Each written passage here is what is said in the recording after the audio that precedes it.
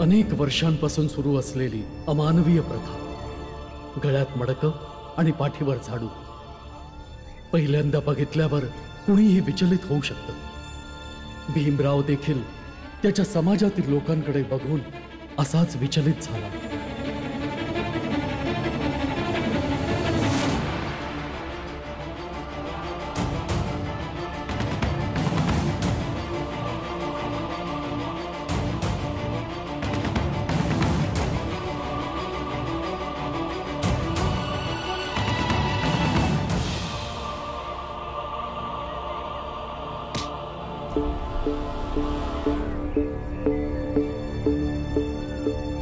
बाबा, हे लोक कोण आहेत आणि असं का आहेत? हे बघ भीमराव, आज आम्ही असे आहोत, उद्या दुसरं कुणीतरी असं असेल तर तू बी असू शकतोस।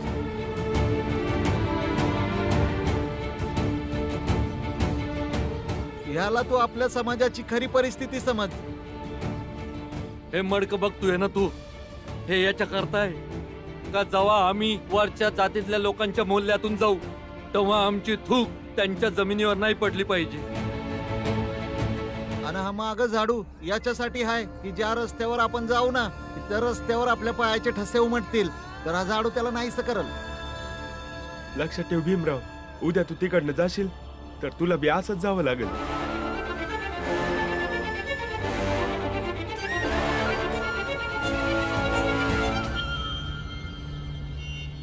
आज याची आणि याच्या भावाची आणि बापाच्या सन्मानाची सर्वांसमक्ष मिरवणूक काढूया।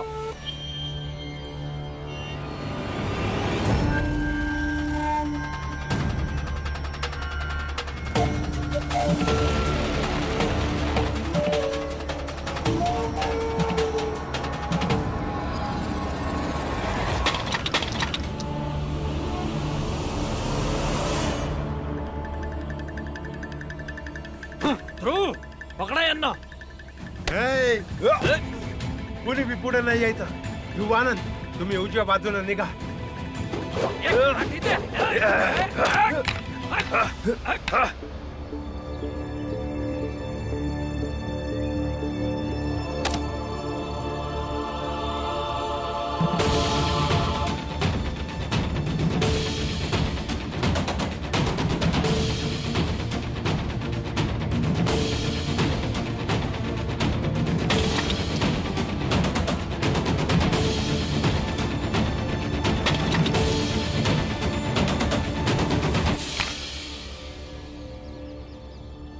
थांब, काय करतोयस तू? येडा झाला की काय?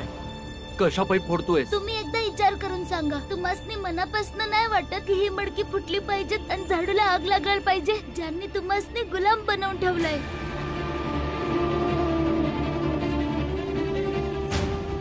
बाबा म्हणतात की प्रत्येक गोष्टीला एक पर्याय असतो। तुम्ही त्या वाटेवर जाणं बंद करा, नाहीतर तुम्हासनी हे झाडू आणि मडकं घेऊन जाणून बुजून जावं लागतं। प्रत्येकच्या नावावर हे तुम्ही कवा पत्र सहन करणार? का तुम्हासनी आम्हा पोरांचं भविष्य असंच बनवायचं आहे? आमच्या पिढीला यातनं मुक्ती नाही मिळणार।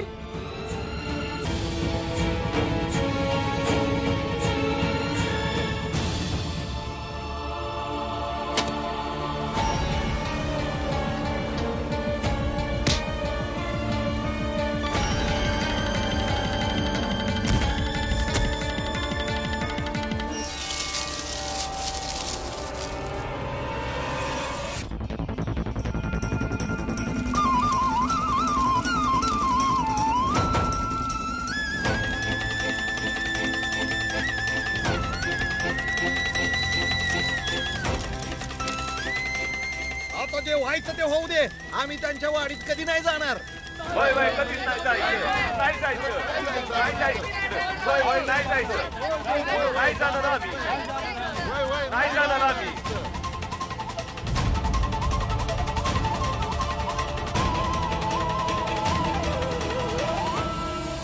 आनंद दादा,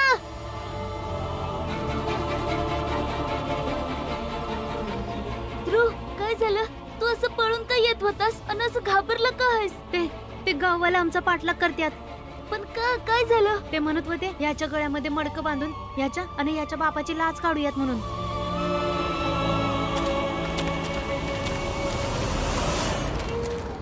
तुम्ही एक काम करा, त्या घरामध्ये जाऊन लपा. भीम तू बी जा, आम्ही बघतो यांना.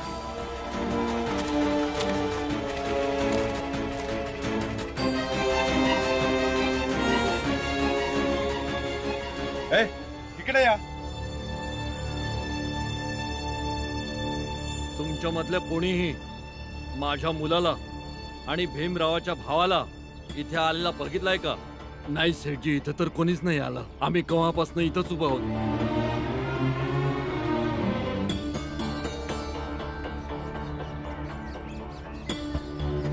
तुम्ही समजायचे समजा खोटं बोलताय. हे दोघं धावून इकडे आलेत. जर इकडे कुणी आलंच नाही तर कसं सांगणार की ते दोघं इथं आलं होतं? आमच्या समोर हुशारी करू नका. आम्हाला समज मालूम आहे. आजकाल तुम्ही ना लय फडफडायला लागलेत. तुम्हाला विश्वास नाही आहे तर घरामध्ये जाऊन बघा ना. हं भीम, ते घराच्या आतमध्ये आलं तर? आनंद दादा, ते खालच्या जातीच्या लोकांच्या घरामध्ये नाही येणार. सेठजी, आपण यांच्या घरात जाऊ नाही शकत, पण यांच्या घरात आग तर लावू शकतो. आता काय करायचं? हे तर घराला जाळून टाकतील. जो बी आतमध्ये असल तो जळून खाक होऊन जाईल.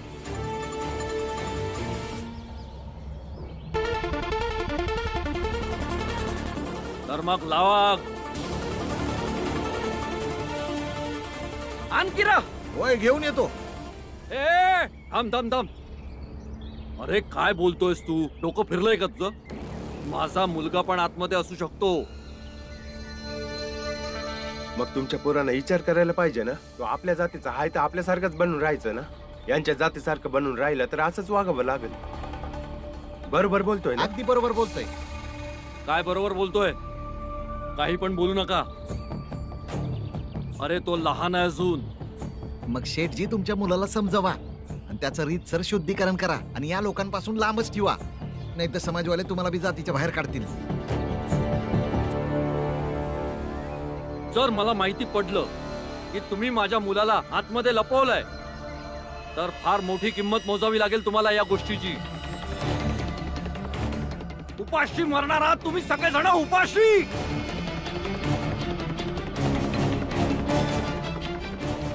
ए तुम्ही तिकडे बघा रे. चला रे.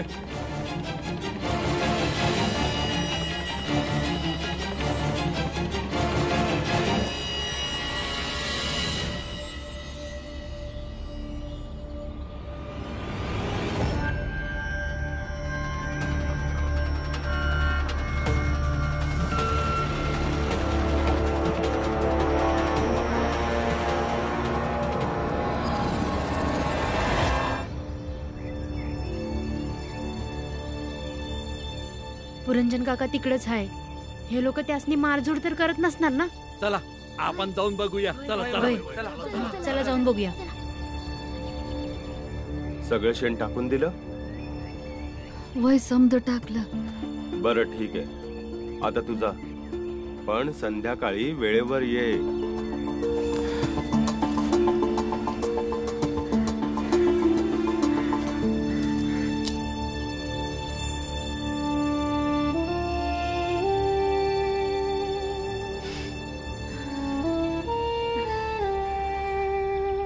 ही जागा ठीक आहे, इथंच थांबूया.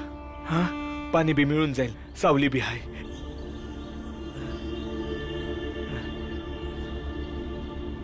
ताई, इथं जवळपास हिर आहे का? म्हणजे ते मोठ्या जातीचं नाही, म्हणजे आमच्यासारखे लोक बी पाणी पिऊ शकतात, कारण ऊन लय आहे ना. वय वय हाय. तुम्ही या गोदोलीच्या वाटनं पुढे गेलात ना तर मग नाल्याच्या कडाला दिसून येईल. बरं बरं बरं. चले बाळा, बघतो तिकडे. हा,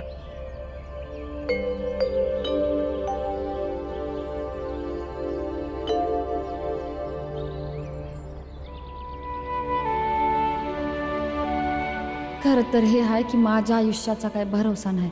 अजून किती तीच जगन. डॉक्टर काय बी सांगन पण मला ठाव आहे मी आज जास्त दिस नाही राहणार. मुलं तर सांभाळून घेतील, पर माझ्यानंतर पोरींचं काय होईल? अजून तर लग्न बी नाही झालं दोघींचं. म्या जिद्दी असेपर्यंत कमीत कमी मंजुळाचं लगीन तरी लावून देईन म्या. आणि हेच ठीक असेल. आई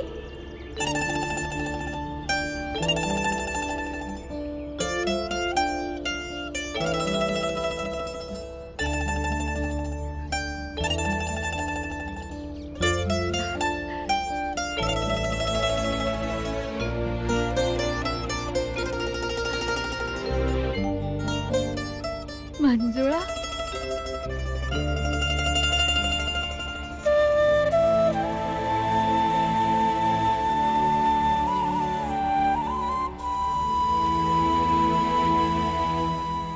आई ग,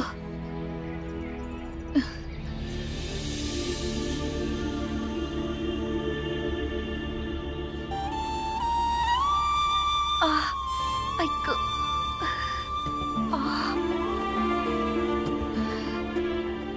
डॉक्टर तर म्हणला होता हळूहळू दुखणं कमी होईल, पण ऐक, कमी होण्यापेक्षा वाढतच चाललंय. ऐक, माहित नाही. आय तू इथं काय करतेस? मी काय नाही, असंच फिरायला निघाले होते, जरा दमले. तुम्ही समधी इथं काय करताय? हा, आय ते पुरंजन काका. पुरंजन काका, काय झालं त्यासनी? आय चल तू. हे घ्या सेठजी, प्रत्येक जागेवर हे चिपकायचं आहे.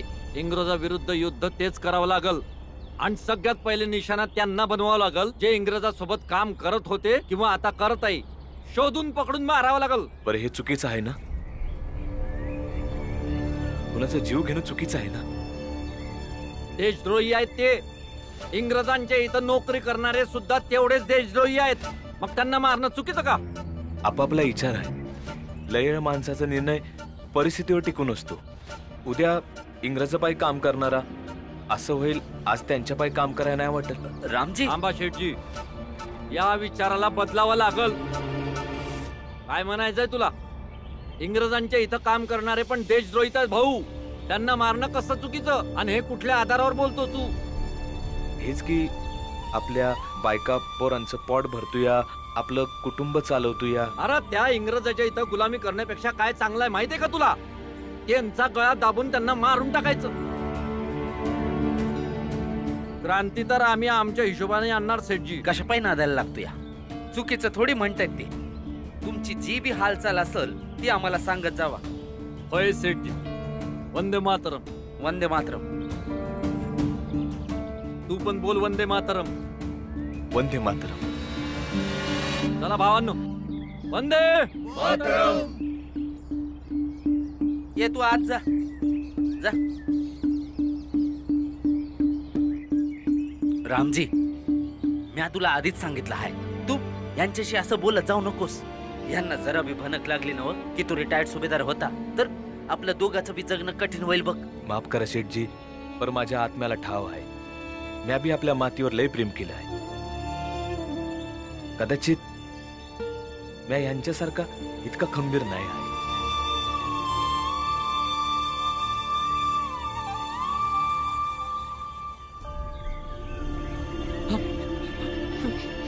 पुरंजन काका, पुरंजन काका, पुरंजन काका उठा. पडलंय. कुणी पाणी आणणार? श्वास तर चालू आहे ना त्यांचा? होय, श्वास चालू आहे. काकासने लय लागलाय. यासनी उचलून वैद्य बुवांकडे घेऊन जाऊया. चला चला, लवकर घेऊन चला त्यासनी. चला चला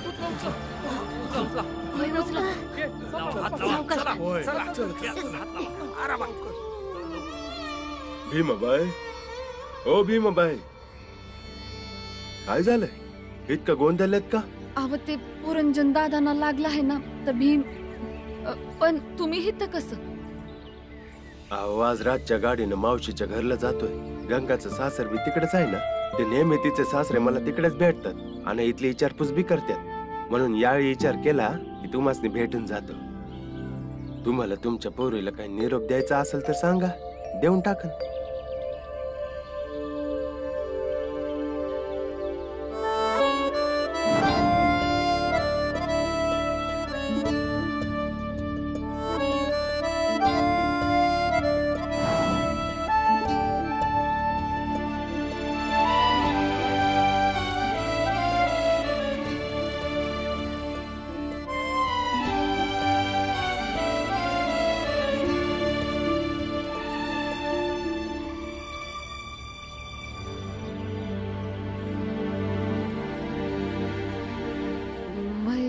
तर हाय.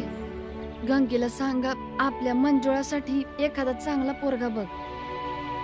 आता लगीन करायचं आहे मंजुळाचं, नंतर तुळसाचं बी लगीन करायचं आहे. जिथे आजपर्यंत पोरींचं लग्न झालं तर चांगलंच आहे ना. अहो तुम्ही असं का बोलताय? जिथं असताना अहो दादा, आयुष्याचा काय भरोसा. आजकाल तसं बी आजारीच असते. आज हाय उद्या नाही, काय माहित.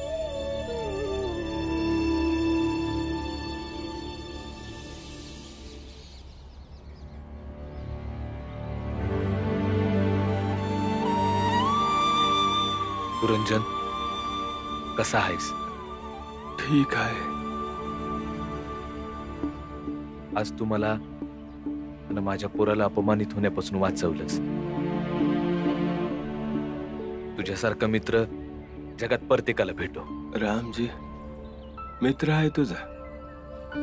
जर मी असून आनंदला काय झालं असतं तर काय तोंड दाखवलं असतं मी तुला.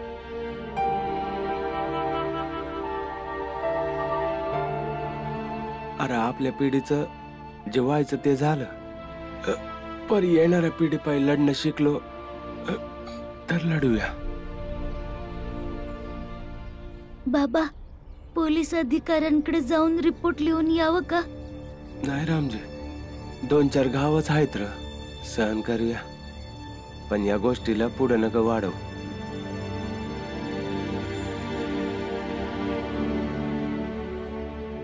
आनंद, यापुढे त्या वाडीत कधीच जायचं नाही. हा, आम्ही बी नाही जाणार.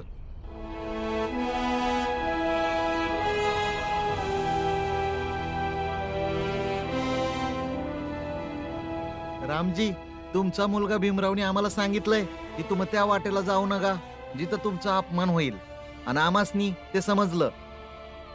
एकच गोष्ट आहे ना भाऊ, भीमरावनं आम्हाला फार मोठी गोष्ट सांगितली नाही, पर आजपर्यंत हेच गोष्ट आम्हाला कोणी बी सांगितली नाही. यानं सांगितल्यावर आम्ही विचार करायला लागलो.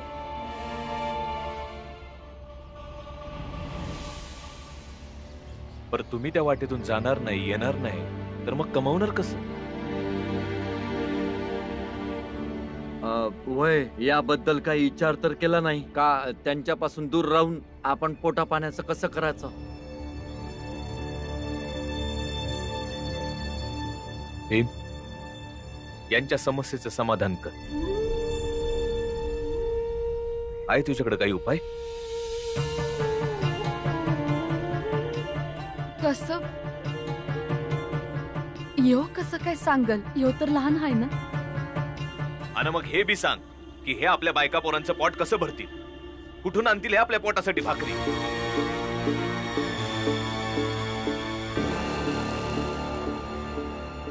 तुम्ही कशा पायी चिडताय? चिडू का नग? क्रांतिकारी बनतोय ना, अशी आणणार आहेस क्रांती?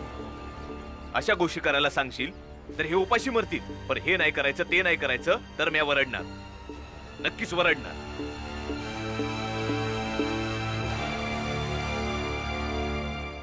यांच्या समस्येचं पहिलं समाधान कर, मग बोल.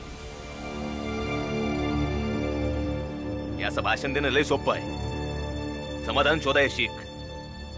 बाबा, पहिले हे ठरवूया की हे नाही करायचं आहे, तेव्हाच तर विचार करू शकतो की आता काय करायचं आहे. जेव्हा एक वाट असती तेव्हा दुसरी वाट नाही दिसत, आणि जेव्हा एक वाट बंद होईल तेव्हा दुसरी वाट स्वतःहून भेटेल. बघा, मोठ्या वार्ता करणं लय सोपं असतं, पण जेव्हा परिस्थितीला सामोरं जावं लागतं तेव्हा समजतं. तुझ्याकडे यांच्यासाठी काही समाधान आहे जे हे करतील? यांची बायका पोरं उपाशी नाही मरणार? हाय,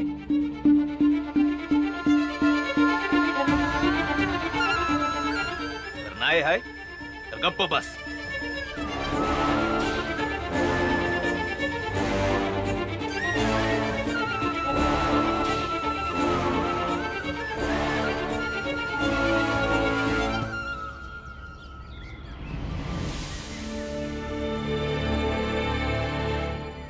असं वाटतंय दुसऱ्याच गोष्टीचा राग आहे.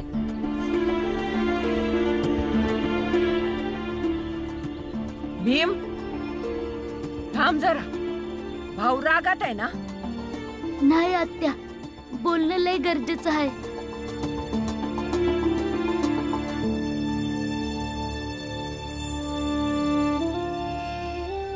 मला भीमला वरडाय नाही पाहिजे होतं. पुन्हा दुसऱ्याचा राग म्या भीमवर काढला. नाही बाबा,